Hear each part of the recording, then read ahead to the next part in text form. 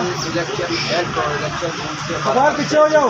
वजह उसकी ये है कि ना तो कंसोलिडेशन ऑफ प्रोसेस में किसी मौके पे हमें शामिल किया गया और ना ही हमारी मौजूदगी में हुआ, और इसके बावजूद कि हमने उनको एप्लीकेशंस मैंने दी अपने 47 के रिटर्निंग अफसर को, और सारी रात मैं धरना दे के बैठा रहा आउटसाइड द प्रीमिसेस, और कल दिन 1 बजे तक उन्होंने वो प्रोसेस स्टॉप कर दिया, क्योंकि रात 12-1-2 बजे तक हम दिख रहे थे।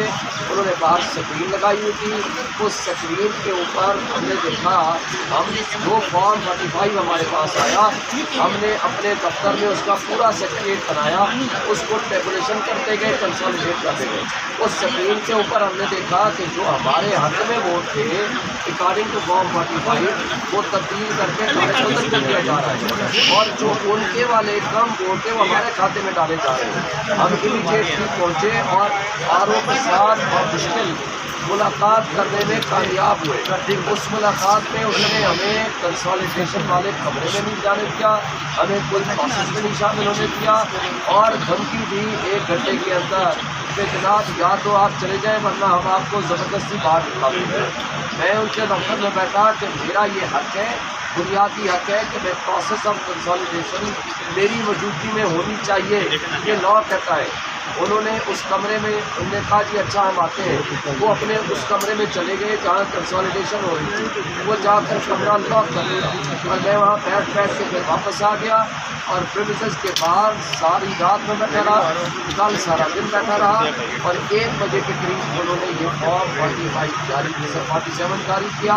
ना मेरी मौजूदगी में, ना मेरी मौजूदगी में कंसोलिडेशन हुई, ना हमें सुना गया, और हमने इलेक्शन कमीशन और DRO की भी दरख्वास्त दी।